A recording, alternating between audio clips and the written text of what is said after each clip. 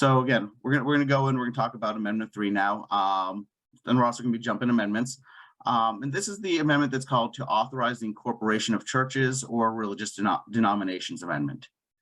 And the good news is that this may be one of the least controversial amendments we have to discuss this evening. So I expect we're going to go pretty quick on this one. And I'll leave plenty of time for everyone else.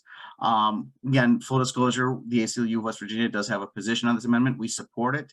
And in fact, as far as I'm aware, no other advocacy organization has taken any formal position on this amendment. So just like last time, I'm going to start with the actual text of the amendment. Again, strike throughs are language that'll be taken out, underlines is language that'll be added. And again, you can see this is very simple in terms of what the amendment does. The line that says churches can't incorporate is removed and a line is added that says churches can incorporate. So you probably picked up by now the ballot will have a summary of the amendment, and the summary is very straightforward. It couldn't be any easier. Here it is. If it passes, churches and other religious denominations will be able to incorporate. Very straightforward in terms of what it does.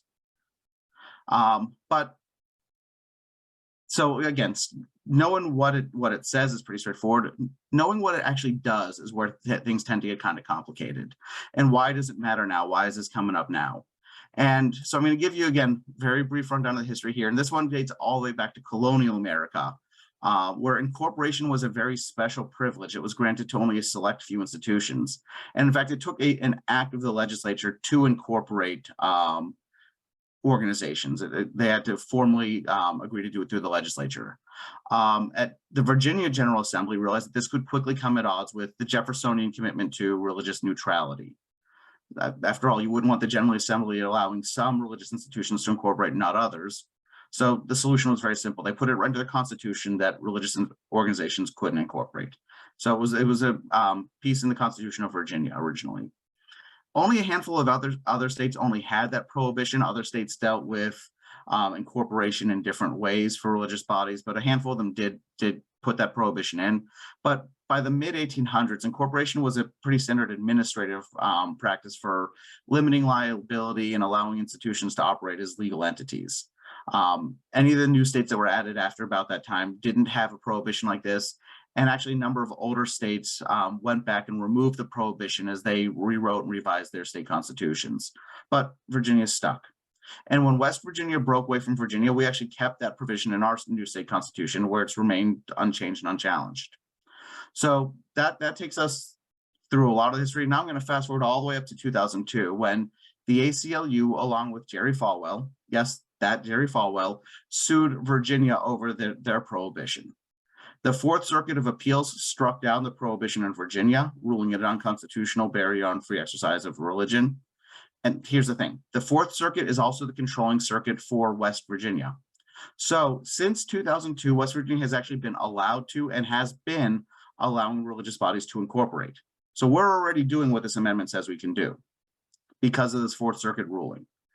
Now, in 2006, Virginia passed an amendment very similar to ours, removing that obsolete language from their state constitution, leaving West Virginia as the only state that had this prohibition in the Constitution. So that's sort of a quick rundown of the history. So what's the controversy? What's the issue? What's the problem with this amendment? But there really isn't any. We're removing language that's already been overruled by the federal courts.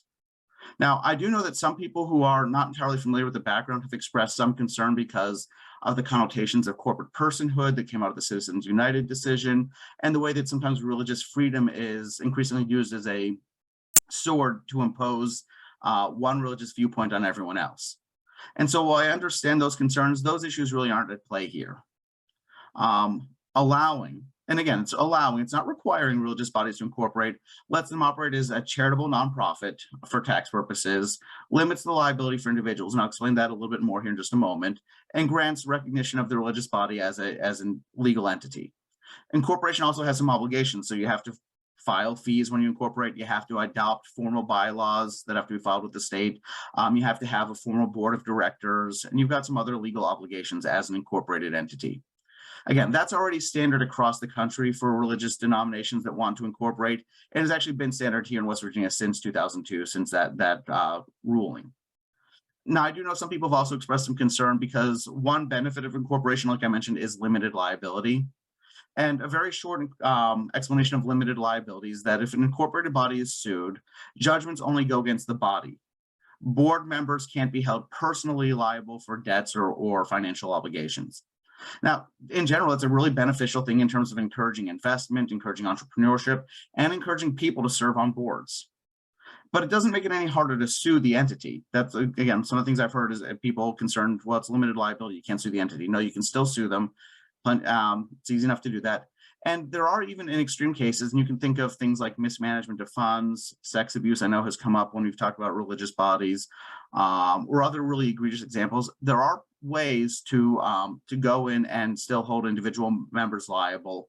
Can be a little bit more difficult, but it's not impossible. So it's not an absolute prohibition.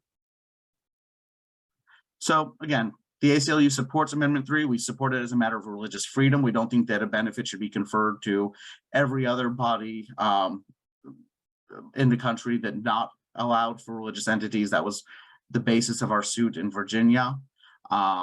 We helped strike down that prohibition. So we support passing this amendment to take out language that, like I said, is actually already functionally obsolete. And that's a brief rundown of what the amendment is, where it came from, what our position is. Again, at the end, I'm happy to take any questions. And now I'm going to turn it over to our other speakers because I know there's a lot more and probably some much more difficult topics to talk about. So again, thank you.